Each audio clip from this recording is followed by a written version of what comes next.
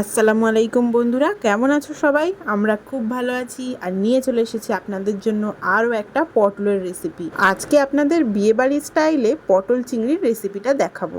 তো এই রেসিপির জন্য মা প্রথমে পটলগুলোকে ভালো মতো ছাল ছাড়িয়ে মাঝখান থেকে চিড়ে নিয়েছে আর নিয়েছে চিংড়ি। যাই হোক, রান্নাটা তাহলে শুরু করা যাক। রান্নায় দেওয়া হয়েছে একটা বড় কড়া আর তাতে দেওয়া হয়েছে সর্ষের তেল। সর্ষের তেল গরম হয়ে এলে প্রথমে পটলগুলোকে ভেজে নেওয়া হচ্ছে হলুদ আর লবণ দিয়ে। ভালো মতো ভেজে নেওয়া হোক। আর এখনও পর্যন্ত যারা যারা আমাদের চ্যানেলটি সাবস্ক্রাইব করেননি, সাবস্ক্রাইব করে দেবেন, বেল আইকন অবশ্যই ক্লিক করবেন, ভালো লাগলে একটা লাইক বা কমেন্ট করে দেবেন। পটলগুলোকে প্রায় হালকা করে ভেজে নেওয়া হয়েছে। এবার ভেজে নেওয়া হবে আগে থেকে কেটে রাখা আলু।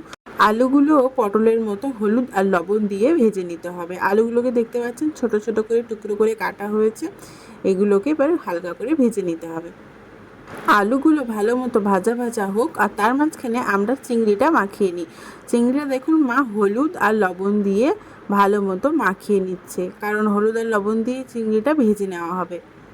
তো যাই হোক, এদিকে আলুটা পুরো ভাজা ভাজা হয়ে গিয়েছে। এবার আমরা চিংড়িগুলো ভেজে নিই। তো দেখুন মা সমস্ত চিংড়িটা দিয়ে দিল, এখানে দিয়ে ভালো মতো ভেজে নেবে। এখানে চিংড়ি ভাজাও আমাদের কমপ্লিট, সব ভাজাভুজি কমপ্লিট। এবার আমরা আসল রেসিপিতে চলে আসি। প্রথমে দেখুন যে কড়ায় ভাজা হয়েছিল সমস্ত কিছু, সেই কড়াতেই সামান্য একটু সরষের তেল আরও অ্যাড করা হয়েছে। দিয়ে দেওয়া হচ্ছে তেজপাতা, শুকনো লঙ্কা, আর দেওয়া হচ্ছে গোটা গরম মশলা, তার মধ্যে আছে লবঙ্গ, এলাচ আর দারচিনি। এবার দেওয়া হচ্ছে হাফ চা চামচ মতো গোটা জিরে। এই সমস্ত মশলাগুলোকে হালকা একটু ভেজে নিয়ে দিতে হবে পেঁয়াজ বাটা।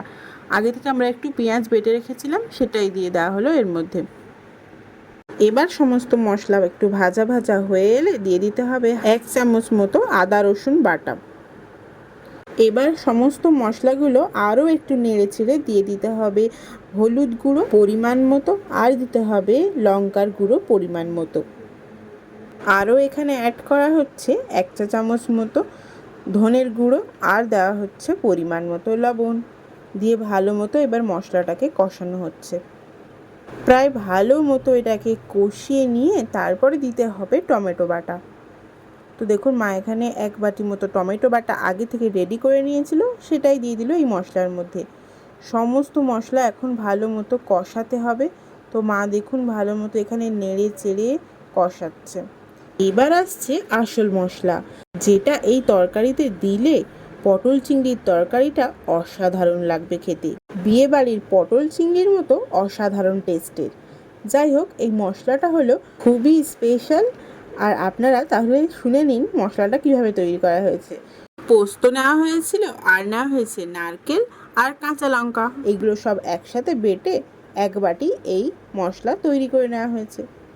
যাই হোক, এই মশলাগুলো সমস্ত একসাথে দিয়ে ভালো মতো কষিয়ে তার মধ্যে একে একে সমস্ত কিছু দিয়ে দেওয়া হচ্ছে।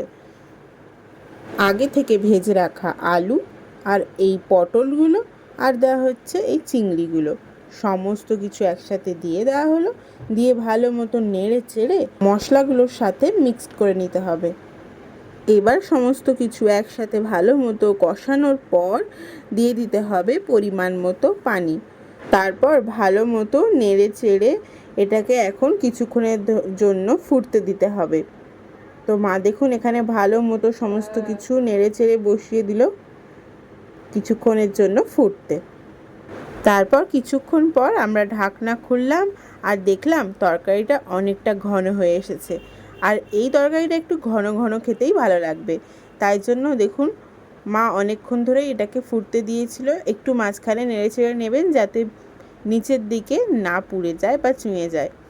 যাই হোক, এবার মা 1 চামচ মতো ওপর থেকে ঘি দিল, আর দেওয়া হবে ওপর থেকে ছড়িয়ে একটু গরম মশলা। সমস্ত কিছু কমপ্লিট। এবার ভালো মতো সমস্ত কিছু মিক্সড করে নিয়ে একদম ঘন ঘন হয়ে এলে আমাদের এই পটল চিংড়ির রেসিপিটা একদম তৈরি হয়ে যাবে। আপনারা অবশ্যই এই রেসিপিটা বাড়িতে বানিয়ে দেখবেন এবং জানাবেন কেমন হলো খেতে। বিয়েবাড়ি স্টাইলের এই পটল চিংড়ির রেসিপি গরম গরম ভাতের সাথে দারুণ লাগবে খেতে। তো আমাদের রেসিপি একেবারে কমপ্লিট। আজকের রেসিপি এই পর্যন্ত। সবাই সুস্থ থাকবেন, ভালো থাকবেন। আবার দেখা হচ্ছে নতুন একটা রেসিপি নিয়ে।